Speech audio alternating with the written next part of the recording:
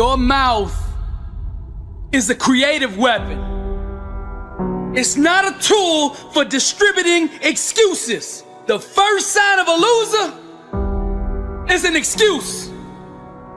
Champions take full responsibility, good or bad, for their outcomes. Tell the world one time what you're gonna do, and that's it. Spend less time talking and more time grinding. Think like a champion, speak like a champion, and then walk it out. Grind 120 all day, every day. Stop making excuses. Champions make adjustments, not excuses. Every time you justify being average, you invite in the enemy. Mediocrity is a dream killer. Your coach, your trainer, your teacher, your boss is not the problem. It's your consistency. You gotta make a decision. How bad do you want it? Average is on the left, success is on the right. You gotta choose which one you want. A champion's workout doesn't officially begin until pain arrives. You see, greatness is right on the other side of pain. So what are you running from it for? You say you want to be successful, then push through it. Stop making excuses and go get it. Very few battles are won under ideal circumstances. So you gotta simulate and practice the unknown so that the unexpected will not derail you. Every morning when you get up, ask yourself, how can I put myself in a place where I'll be uncomfortable? See, you have to master the unknown. You gotta master your fears. You gotta master the unexpected. So when it happens, you are prepared. Champions can push through and keep going when everyone else around them is quitting. They have immersed themselves in pain so often that they have become immune to it. Greatness is on the other side of pain. Go get it! The more you expose yourself to pain, the more comfortable you will become in its presence. A champion's workout doesn't officially start until pain arrives. Everything else is just a warm-up. A boxer can be the best technician in the world, but if he gets in the ring and the first time he gets hit, he falls apart, he's not gonna be a champion, I tell you that. See, in life it's just like that with us. We're good until we get hit in the face. But what separates champions from the rest is when they get hit, they keep coming. When you hit them a second time, they get stronger. And by that third time that life hits you and you're still standing, the world will know there's a champion in the ring. How bad do you want to be successful? Do you want it bad enough to get hit in the face? Because I tell you right now, that's what life's gonna do to you. It's gonna hit you when you least expect it. When you got your guard down, how will you respond? Refuse to let the world break you. Show life what a champion looks like. I'm Billy Osbrooks, blessed and unstoppable. It is something I like to share some ideas and thoughts with you. I'm not asking that you believe anything that I say. I'm not asking that you agree with me. I'm merely asking that you stand on and in the conversation that we'll share with you this evening. And if there's something that I say that can fit and work for you, I say use it. If not, discard it and let it be. Is that all right? Yeah. Say, that's fair enough. Very good. All right. One of the things I have realized, and many of us have, that if you want something out of life, if you want to change yourself, if you want to acquire something, if there's some goal that you want to reach, that is really not easy as some people will make us feel.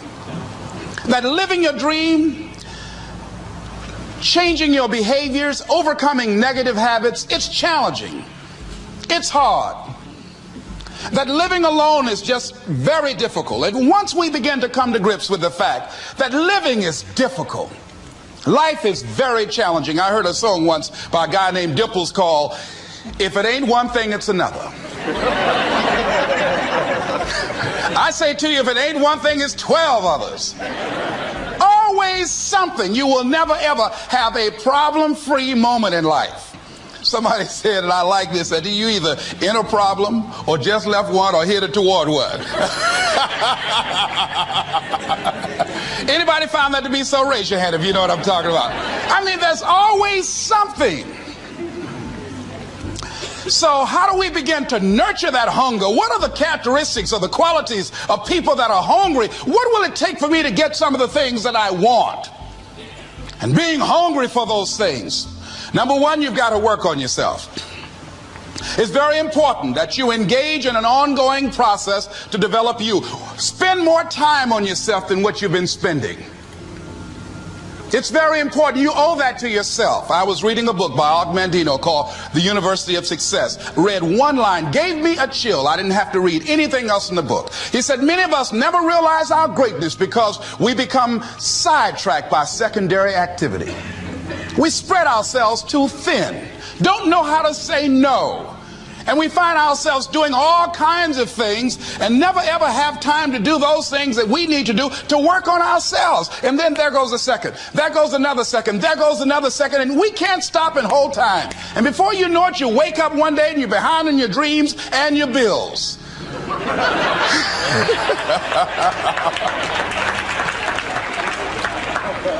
So decide that you're going to take some time to work on you, that you deserve that from yourself, that your life deserves some prime time because you are creating your own production. As Michael Todd would say, you are the star of your show. You are the director. You're writing the script. And you will determine whether your life is a smash office hit or flop. You determine that. Working on yourself, talking to yourself. That's so very important. Overcoming the negative conversation, that inner dialogue that's going on all the time, even when you don't want it to be there. You can't stop yourself right now from thinking. You can't do it. It's going on. And so learning how to empower yourself, part of doing that is standing up to yourself. You've got to stand up inside yourself sometimes and say, shut up. You've got to do this. I was going to give a presentation, and this voice inside of me saying, you can't do this. You don't have everything it takes. I shut up. I'm behind on my bills, and you're telling me what I can't do. I have got to do it. You'll get scared sometimes. Your mind will go blank on you.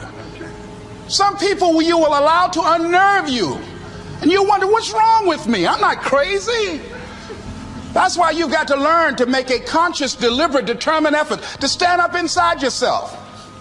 Working on yourself, watching that inner dialogue, it will determine the quality of your life. I don't believe this. I know this. I've had a challenge of losing weight. I'm walking through the airport, this voice say, why don't you have some M&M peanuts? No!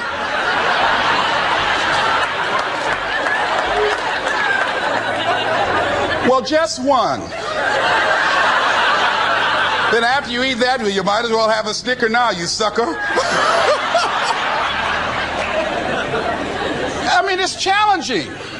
My mother fixed the kind of sweet potato pie you can't eat with your shoes on. Have to take your shoes off so you can wiggle your toes.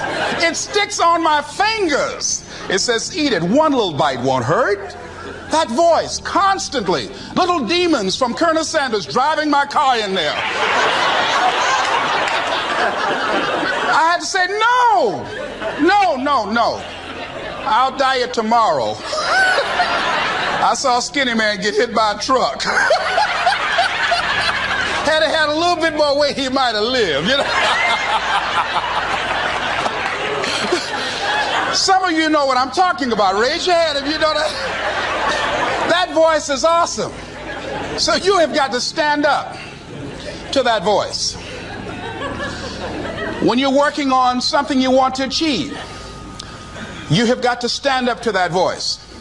You've got to sell yourself every day on your abilities, on what you're doing, on the goal that you want to reach. You've got to sell yourself every day, according to your level of belief. It will manifest itself in what you're doing. Whatever we have right now, whatever we're demonstrating in our lives, is a result of what we believe subconsciously that we deserve. And part of increasing that belief level is that you have got to convince yourself every day. You've got to sell yourself. I do a lot of training for many corporations, and I conduct sales seminars, and I've heard all kind of guys doing techniques and training people techniques of how to close sales and how to work with and begin to control the sale and how to ask for the close. Let me share something with you. You can learn all the techniques in the world. If you don't believe in yourself, it won't happen for you. I learned all of it. So that's why I do a training called Focus on the Seller. You've got to focus on you. And as you convince you, as you sell yourself every day, you will begin to see a difference in the things that you're doing. Selling yourself on your ability to perform a job, to achieve a certain objective. Telling yourself every day, here I go again.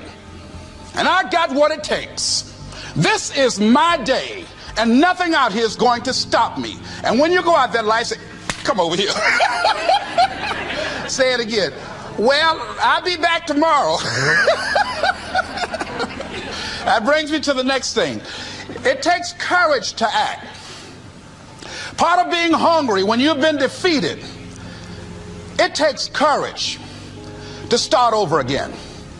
I used to do door-to-door sales, and I was working with another friend of mine, and door-to-door sales, I mean, it's punishing. It's cruel and unusual punishment. And I was a little boy knocking on the door. Hello, would you like to buy a nice working television set? No money down? No! Bam! They slammed the door in your face. And the friend of mine that was working with me, they slammed the door in his face, and I looked back, and he was going to the car. He said, I can't do this. And he sat down in the car. And he said, you go ahead, I'll be here when you get back. Now, he had a mother and father to take care of him. My mother was ill. I am adopted. I was hungry. I had to go on. I learned something about myself. That when you step into your fears, somebody said, it was Winston Churchill, he said that courage is going from failure to failure without losing enthusiasm. When you step into your fears and continue to push yourself to go on, something happens for you. It will enable you to transcend yourself. I went to the next door. You like to buy a nice working television? No! Bam! Went to the next one. No! Bam! After a while, I no longer took it personal.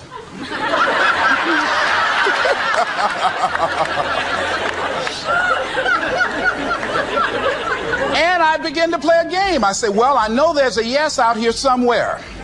And I'm going to keep on until I find it. And I'm not going home until I do. And I continue to knock on doors. And then somebody eventually would say yes. And I said, are you sure? And I would go in there and I would get the sale. When you have something you want to do, if you don't develop the courage to do that which has been given you to do, and you spend a lot of time going around trying to convince other people or trying to get their approval, what will happen is that you will lose your nerve. And other people will convince you that what you're doing doesn't have any value, and you'll give up on your dream.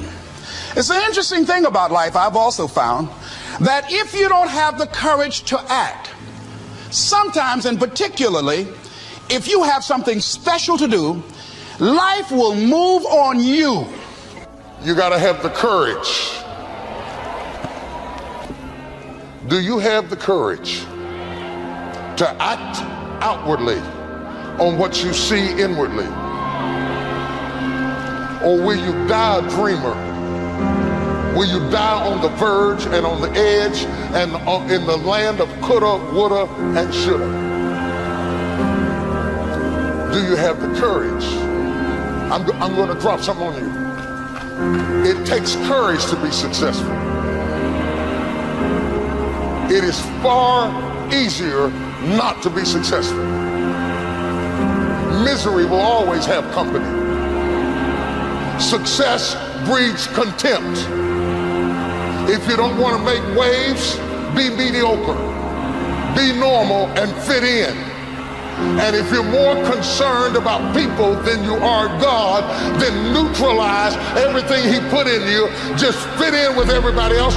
Dress like them, walk like them, act like them, eat like them, go where they go, think like they think, do what they do. And once you've neutralized your uniqueness, you don't need courage. It takes courage to be different.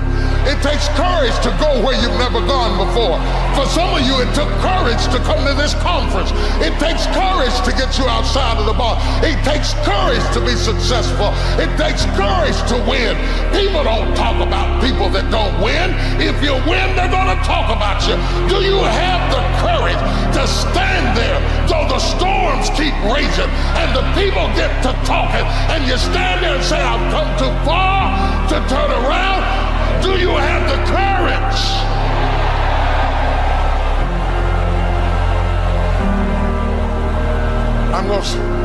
I'm going to say something to you. It takes courage to be exceptional. It takes courage to be wise. It takes courage to be rich. It takes courage to be educated. It takes courage to be knowledgeable. Because the moment you do, but you don't talk like, oh, you forgot where you came from. Look at you, it takes courage. And I'm just wondering, in this weak, watered down, mediocre society that we live in today, in this reality TV world we live in today, I'm wondering if there's anybody left that's got the courage to say, after all I've been through, and all my ancestors have been through, and all my parents have been through, I didn't come through all of that just to fit in with normalcy. I have the courage to go after my dream. Is there a woman left in this entire Coliseum that's got some courage?